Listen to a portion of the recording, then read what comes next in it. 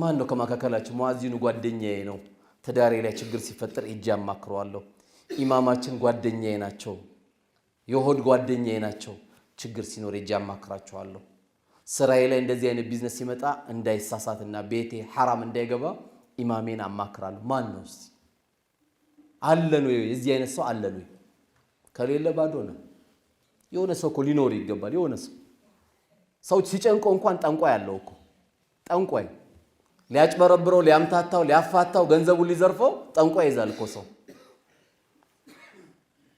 ኢማሙ ሙአዚኑ የሚቅር ካልክ ደግሞ ብልሆች ጓደኛ የሚያደርጉት ማንንም መሰለ እናታቸውን ብልሆች አባታቸውን ጓደኛ ያደርጋሉ እስቲ እናቴ እንደዚህ እየተፈጠረ ነው ባባ እንደዚህ እየተፈጠረ ነው ምን ትለኛለህ አባዬ እንደዚህ ሊጀምር ነው እናቴ እንዲህ ሊጀምር ነው ምን ትይኛለሽ አባኛ ጭንቅላት በቃ ቻሮጊት ጋር እንዴት አርጌ ላውራ የሽማግሌ ጋር እንዴት ላውራ አጃይብ ትገባለህ አብሽር አንተም ከዘራ መያዝ አይቀር ወደዛ ጀማዓ መግባት አይቀርም ሱነተ አላህ الكون ነው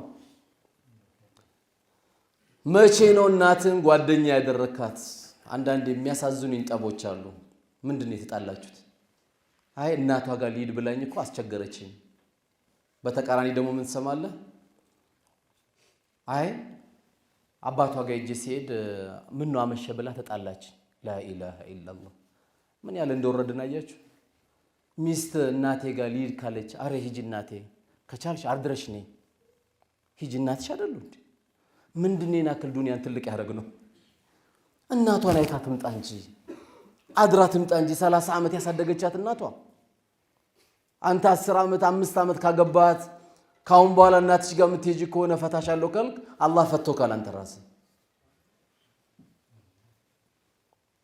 እሷም ደግሞ እናት ጋር እንዴት አመሸ ቀለል እናርጉ ቁጭ ብለን እንወያይ ፈረንጆቹ ከዝንጀሮ እየተግባቡ እኮ ያሳዩን ነው አንተ ቤት ላይ ሌባ የማይዘርፍ ከሆነ ሚስትህን ይዘህ እናቷ ቤት ለምን ሐጂ ነብይ ጋር ለምትሄደው እናት ጋር ነው የምትሄደው እሷን እያቀፍክ እናቷን እየናክ ትዳር እንዴት ይከዳል እናትን የሚያክል ማንንም ሰው በዱንያ ላይ አንድ እናት ነው የሚሰጠው ሲያገባ ሁለት እናት አላህ ያደርግለታል ዝም ብሎ ባህላችን ላይ ለመርነው አላህ አውዙ ቢላሂ አማቾች እኮ ማለት አማሽ ማለት እኮ ይላል በቃ ጭራቅ ነው አይደል አማቻው ላ ኢላሃ ኢላላህ አረ ወርቅ የሆኑ አማች አሉ ወላሂ በዚህ ያልተፈተነ ስንት ወርቅ የሆኑ አማቾች አሉ ጭንቀት የሚያስጨንቃቸው ስራ መቀዝቀዝ የሚቀዘቅዙ ልባቸው ስንት ሰዎች አሉ እናት ጋር ለመሄድ ከፈቀድክ ሰላም ከሆነ ወይ ደማደር ቀለል እናርኩ والله ታልቃለች አይደል ዱንያ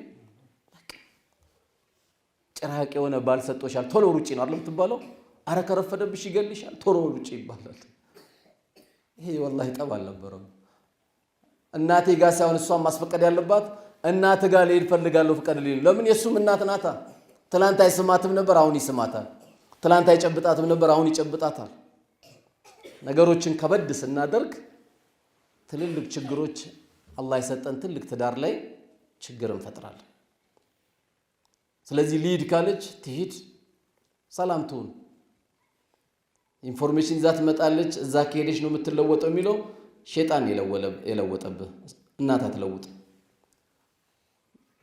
ትንሽ ኢማን ከሌላቸው በስተቀር እናቶች ልጃቸው ትዳር ላይ እንድትወጣም አይፈልጉ አንዳንድ ዝም ብሎ በዱንያ የሰከሩ ካልሆኑ በስተቀር ብዙዎችም እዚህ ነገር ውስጥ አይገኙም ስለዚህ እናቴ ጋር ሊድ ያለሽ ቤታችን ጠብ መግባት የለበትም አባቴ ጋር ሊሄድ ነው አባቴ ጋር አምሽቼ ነው እኛ እኮ በንጹህ ቀልብ ስናይ ባልሽ አምሽቶ ሲመጣ አልহামዱሊላህ እንኳን በሰላም መጣ ይሄ ይሻላል እኮ ዝም ብለን የሆነ ግርግር ሲፈጠር ቤቱን ቀውጢ ከማድረግ ተነጋግረን መንፈታቸው ነገሮች በጣም ቀላል ናቸው ስለዚህ እነዚህ ቤተሰቦቻችን አላህ Subhanahu Wa Ta'ala ከሰጠን ትልቅ ጸጋዎች ናቸው ለዚህም ነው ነብዩ አለይሂ ሰላቱ ወሰለም አላህ Subhanahu Wa Ta'ala ጀነት ላይ ልዩ መስተንግዶ ለሁለት አካሎች ያሳያቸዋል አሉ ሲያሳያቸው እነዚህ ሁለት አካሎች ጌታችን ሆይ እኛ ሰላታችንም እናቃለን ጾማችንም እናቃለን እያንዳንዱ ኸይር ስራ የሚባሉን እናቃለን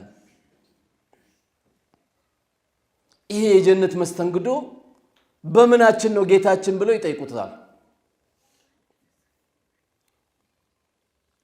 ነብዩ አለይሂ ሰላቱ ወሰለም በሐዲሳቸው ምን አሉን ይሄ መስተንግዶ ለነዚህ ለአባትና ለእናት በስራቱ ይነገራቸዋል አዎ ጾማችሁም አይደለም ዘካችሁም አይደለም ነገር ግን አባታችሁ እና እናታችሁ እናንተ በዱንያ ላይ ከሞታችሁ በኋላ ሁለታችሁም ከሞታችሁ በኋላ ልጆቻችሁ የቀጠሉላችሁ መልካም ስራ ነው ይባላሉ የዛሬ 20 ዓመት አባት ሞቶ ከሆነ 20 ዓመት ሙሉ ሱቁ ክፍት ነበር ማለት ነው አሁንም ከዚህ በኋላ 20 ዓመት ምትቀጥል ከሆነ 40 ዓመት ኸይር ስራ ሁሉ ለነዛ አባትና እናቶች አላህ Subhanahu Wa Ta'ala ያጅሩ ተካፋይ እንዲሆኑ ያደርጋቸው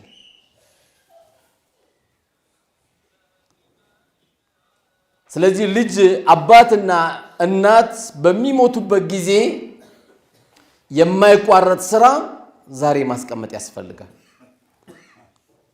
የዚህ ቤት ፍቅር እነዚህ ልጆች ከሰጠናቸው والله ትልቅ ነገር አውርሳል አንተ ለዚህ ነው አንድ አባት ለልጆቹ ኮስያ ይናገር 100 ሚሊዮን ብር ጥዬላቸዋለሁ አንተ 30% ውሰድ አንተ 20% ውሰድ አንተ 10% ውሰድ ማለት አይችልም ከሱ የሚጠበቀው ምንድነው መሞት ብቻ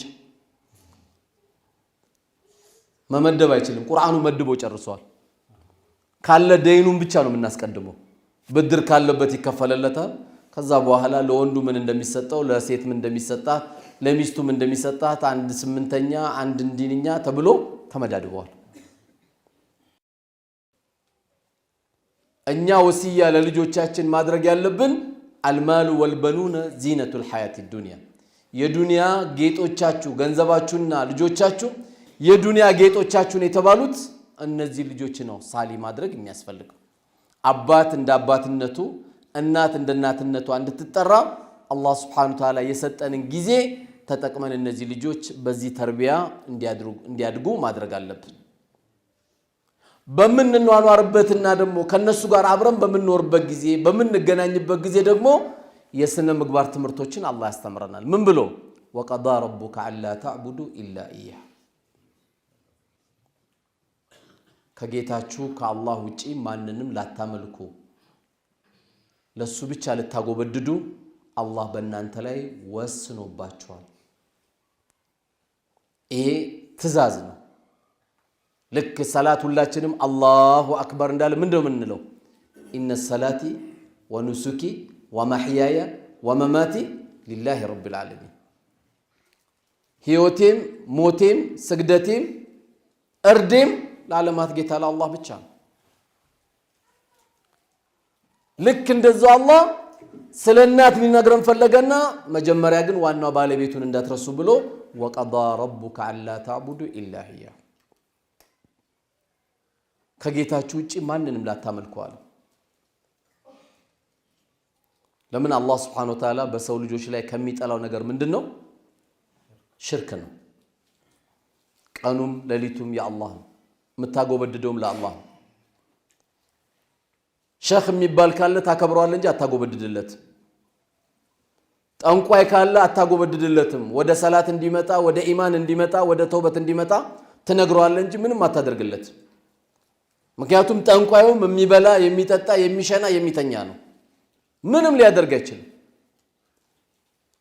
የሚበላም የሚጠጣም የሚሸናም ብሎ ደግሞ አላህ ይሄን ያወቀ ደረጃ የሰጣቸው ለሁለት ሰዎች ብቻ ነው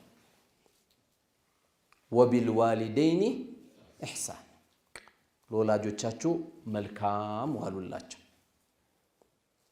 ማብላቱ ማጠጣቱ አብሽሩ ማለቱ ማማከሩ በተለይ አሁን ያለው ወጣት በጣም መጠንቀቅ ያለባችሁ ባባ ሽማግሌ ሊልክ ነው ብለ ቶሎ አትጀምር እንዲያይጀምር ኒካስብ ያለው ነው ልጅቷን ካየ ከጨረሰ ኡር ልንመጣ ነው ሲባል ለአባቱ የሚነገር ልጅ አለ ይሄ አዳብ አይደለም ቁጭ ብላ ማክሮ የሱ ንብረት አይደል እንዴ አባዬ ትፈቅድልኛለህ ወይ ኒካስብ ያለው ምን ትለኛለህ ብለ ቁጭ ብለ ስታማክሮ አልহামዱሊላህ ለዚህ ያበቃኝ ጌታ ብሎ አላህን ያመሰግናል አባት ስትጨርስ አይደለም የሚነገረው፣ ስትጀምር ነው የሚነገረው።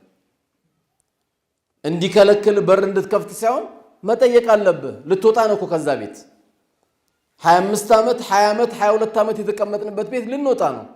ቁጭ ብለን አላህ የሾመውን አንተ ልታወርደው ስለማትችል፣ አላህ ከፍ ያደረገውን አንተ ዝቅ ልታደርገው ስለማትችል ባባ ምን ትላለህ? አንድ እዚህ ቤተሰብ አባቷ እንዲሆነ እናቷ እንዲሆነች እዚህ አካባቢ ሆኑ አስቤያለሁ፣ ወደ ኒካ ልገባ አስቤያለሁ ብለህ መጀመር አለብህ እንጂ አንዳንዴ ያው ትንሽ ገንዘብ ሲኖረን አባቱን ባሪያ ለማድረግ የሚያስብ አለ። እንዲህ የሚያስብ ካለ እሱ ራሱ ቂያማ ቆሞበታል። ምክንያቱም ልጁ ሲመጣ የሚፈራው አባት አለ። እርግጠኛ ነኝ ይሄ የሚፈራው ልጅ ቦክስ ስለሚማታ ሳይሆን በገንዘቡ ቤቱን ስለያዘ ነው። በቃ የመብራት መከፍለው እኔ ነኝ፣ የውሃ መከፍለው እኔ ነኝ፣ የትምህርት ቤት እኔ ነኝ፣ የእንዲህ እኔ ነኝ ብሎ የሚኮፈስበት ስላለ በሽታ ስላለ ነው። ያንተ 1 ዓመት አለ 100 ዓመት ብትخدማቸው አንድ የምትጨምረው ነገር የለም። አንድ የምትጨምረው ነገር የለም። በየቀኑ መረቅ ለምን አታጠጣቸው? በየቀኑ ብፌ ለምን አታቀርብላቸው? አለ የተባለ ገበያ ቦታ ሁሌ እየሄዳችሁ ሄዱ የምትላቸው አንተ ቲማቲም ነህ፣ እነሱ ጋር የሚጨፈለግ ቲማቲም ነህ። አንሰነ መታየት ያለብህ። አይ ብዙ ግንኙነቴ ከባለ ስልጣን ነው፣ መስጊድ በጣም እከበራለሁ፣ ትልቅ ሰው ነኝ። አንተ እነሱ ጋር ትንሽ ነህ፣ ልትከበር ትችላለህ። እነሱ ጋር ግን ትልቅ አይደለም፣ ትንሽ ነህ። ሲያወሩ እንኳን ልትቀድማቸው አትችልም። ያን ሁሉ ተከልክለሃል አንተ። ሲያወሩ እንኳን ልትቀድም፣ መንገድ እንኳን ሲሄዱ ልትቀድም አትችልም። ድንገት እሾክ ይመታቸዋል። እሾክ እነሱን ከሚመታ እኔን ይምታ ብለን እንጂ መቅደም የምትችለው መቅደም አትችልም።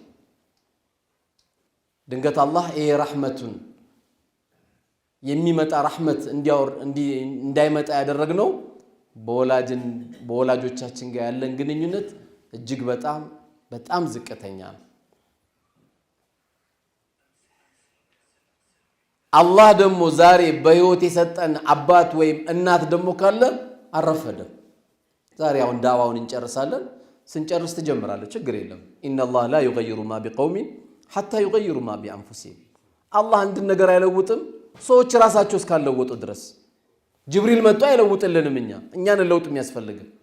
እስከ 5 ሰዓት ቁጭ እያልክ ኒካ ማሰር ፈልጋለሁ ትላለህ። እንዴት ታስራለህ? መጀመሪያ ወጣ መርካቶ ካርቶን ተሸከም፣ ጆንያ ተሸከም፣ የቢዝነስ ሲስተም ልመድ። 5 ሰዓት ቁጭ ብሎ ሲህር ተደረገብኝ የሚላል ራስ ላይ ነው ሲህር ያረከው።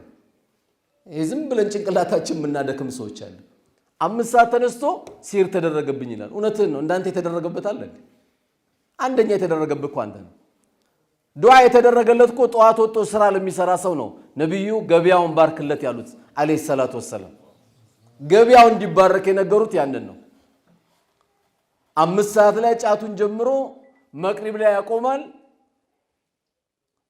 ሲያሰላስል ፒያሳ ሲሄድ ቦሌ ሲሄድ 7 ሰዓት እንቅልፍ ይወስደዋል። ሙአዚናችን ሐያ አለ ሰላ ሲሉ ለምን ይመጣል? ምን ያደርግለታል? ለምን? ፒያሳ የሱ ነው፣ መርካቶ የሱ ነው፣ ሁሉ የሱ ነው። ጠዋት ሲመጣ ምንም የለም፣ ምንም። ስለዚህ እያንዳንዱን ነገር ለአላህ ብቻና ብቻ ነው የሚሰጠው። አላህን ከያዝክ ወላሂ ምንም አትሆንም። ከአላህ ቀጥሎ በሰው እናትን ጓደኛ አድርግ። ወላሂ ርዝቁ እነሱ እጅ ነው ያለው፣ አኽላቁ እነሱ እጅ ነው ያለው። እስቲ እጄን ይዘሽ ዱዓ አድርጊልኝ በላት።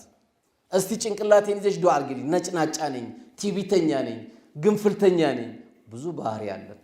እዚህ ጋር ማይኩን የያዘው ሰውዬ መላእክት እንዳልመስላችሁ አላህ ያጎደለብኝ ባህሪ አለ። እጄን እለምናለሁ፣ ንጹህ አላህ ብቻ ነው። እሷን ጓደኛ አድርግ። አጠገብ የለችም፣ ሂዳ አንዋር መስጊድ 2 ቁርአን ገዝተ መስጊድ አስገባላት። በእናት ስም አንድ የቲም አሳድግ። ብንቆልሎ ምንም ላናደርገው ኸይር ሳንሰራበት እንሄዳለን። ያንተ ቤት የሆነ ልጅ ሚስትን ያገባል፣ ሌላ ጎረምሳ ገብቶ ብርን ያዝበታል። ይሄ ነው እኮ ዱንያ። ልክ አጆሌ እንደሚሉት ረህመቱላህ አለይህ ለሚስት ባል ብዙ አትድከም ይላሉ። ገብቷቸዋል ቋንቋው? ለሚስት ባል ብዙ አትድከም ይላሉ።